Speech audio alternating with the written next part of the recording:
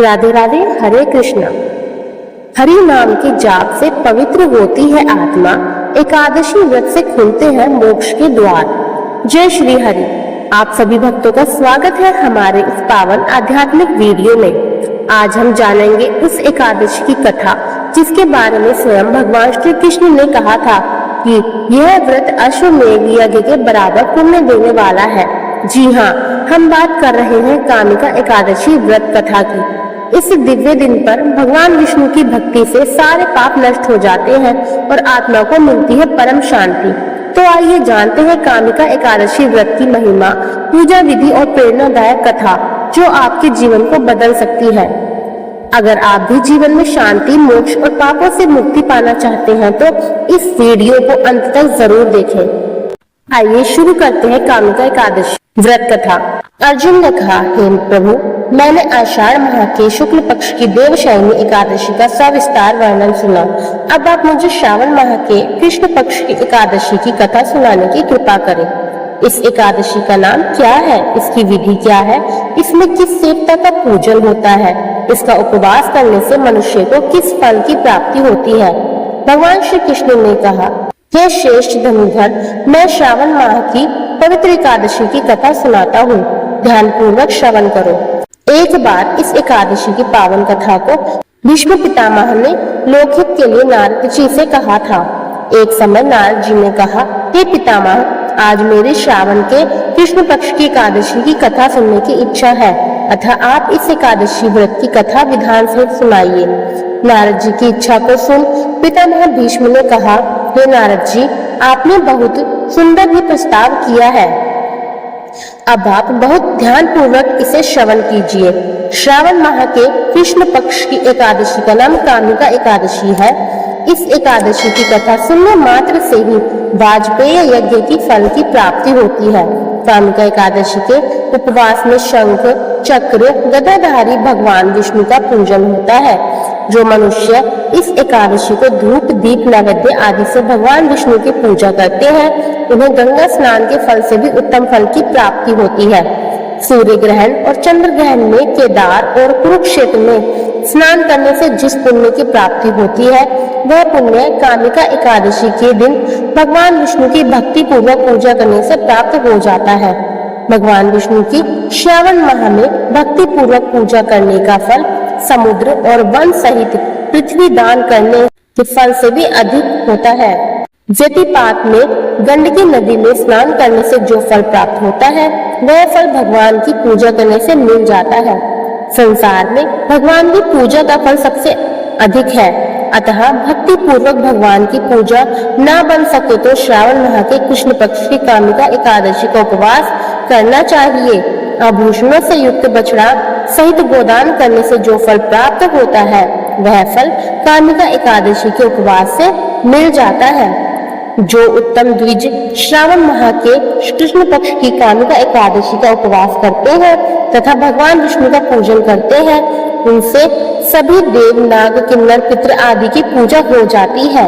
इसलिए पाप से डरने वाले व्यक्तियों को विधि विधान सहित इस उपवास को करना चाहिए। संसार सागर तथा पापों में फंसे हुए मनुष्यों को इनसे मुक्ति के लिए कामिका एकादशी का व्रत करना चाहिए। कामिका एकादशी के उपवास से भी पाप नष्ट हो जाते हैं। संसार में इससे अधिक पापों को नष्ट करने वाला कोई और उपाय नहीं है। हे नारद जी, स्वयं भगवान ने अपने मुख से कहा है कि मनुष्यों को अध्यात्म विद्या से जो फल प्राप्त होता है, उससे अधिक फल कामिका एकादशी का व्रत करने से मिल जाता है। इस उपवास के करने से मनुष्य को न यमराज के दर्शन होते हैं और न ही नरक के कष्ट भोगने पड़ते हैं। वह स्वर्ग का अधिकारी बन जाता है। जो मनुष्य इस दिन तुलसी दल से भक्ति पूर्वक भगवान विष्णु का पूजन करते हैं, वे इस संसार सागर में रहते हुए भी इस प्रकार अलग रहते हैं, जिस प्रकार कमल पुष्प जल में रहता हुआ भी जल से अलग रहता है। तुलसी दल से भगवान श्री हरि का पूजन करने का फल एक बार स्वर्ण और 4 बार चांदी के दान के फल के बराबर है। भगवान विष्णु रत्न, मोती, मणि आदि आभूषणों की अपेक्षा तुलसी दल से अधिक प्रसन्न होते हैं। जो मनुष्य प्रभु का तुलसी दल से पूजन करते हैं, उनके सभी पाप नष्ट हो जाते हैं। हे नारद जी, मैं भगवान की अति प्रिय श्री तुलसी जी को प्रणाम करता हूँ। तुलसी जी के दर्शन मात्र से मनुष्य के सभी पाप नष्ट हो जाते हैं और शरीर के स्पर्श मात्र से मनुष्य पवित्र हो जाता है। तुलसी जी को जल से स्नान कराने से मनुष्य की सभी यम यातनाएं नष्ट हो जाती है। जो मनुष्य तुलसी जी को भक्ति पूर्वक भगवान के श्री चरण कमलों में अर्पित करता है, उसे मुक्ति मिलती है। इस कामिका एकादशी की रात्रि को जो मनुष्य जागरण करते हैं और दीप दान करते हैं, उनके पुण्यों को लिखने में चित्रगुप्त भी असमर्थ है। एकादशी के दिन जो मनुष्य भगवान के सामने दीपक जलाते हैं, उनके पितृ स्वर्ग लोक में अमृत का पान करते हैं। भगवान के सामने जो मनुष्य घी या तिल के तेल का दीपक जलाते हैं, उनको सूर्य लोक में भी सहस्त्रों दीपकों का प्रकाश मिलता है। आइए अब सुनते हैं कामिका एकादशी व्रत कथा। एक गांव में एक वीर क्षत्रिय रहता था। एक दिन किसी कारणवश उसकी ब्राह्मण से हाथापाई हो गई और ब्राह्मण की मृत्यु हो गई। अपने हाथों मरे गए ब्राह्मण की क्रिया उस क्षत्रिय ने करनी चाहिए, परंतु पंडितों ने उसे क्रिया में शामिल होने से मना कर दिया। ब्राह्मणों ने बताया कि तुम पर ब्रह्म हत्या का दोष है, पहले प्रायश्चित कर इस पाप से मुक्त हो, तब हम तुम्हारे घर भोजन करेंगे। इस पर क्षत्रिय ने पूछा कि इस पाप से मुक्त होने का क्या उपाय है। तब ब्राह्मणों ने बताया कि श्रावण माह के कृष्ण पक्ष की एकादशी को भक्ति भाव से भगवान श्रीधर का व्रत एवं पूजन कर ब्राह्मणों को भोजन करा के सदक्षिणा के साथ आशीर्वाद प्राप्त करने से इस पाप से मुक्ति मिलेगी। पंडितों के बताए हुए तरीके पर व्रत कराने वाली रात में भगवान श्रीधर ने क्षत्रिय को दर्शन देकर कहा कि तुम्हें ब्रह्म हत्या के पाप से मुक्ति मिल गई है। इस व्रत के करने से ब्रह्म हत्या आदि के सभी पाप नष्ट हो जाते हैं और इह लोक में सुख भोगकर प्राणी अंत में विष्णु लोक को जाते हैं। इस कामिका एकादशी के महात्म्य के श्रवण और पठन से मनुष्य स्वर्ग लोक को प्राप्त करते हैं। जय श्री हरि। राधे राधे।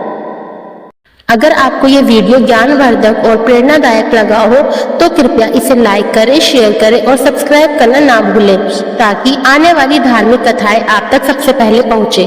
घंटी दबाना ना भूलें।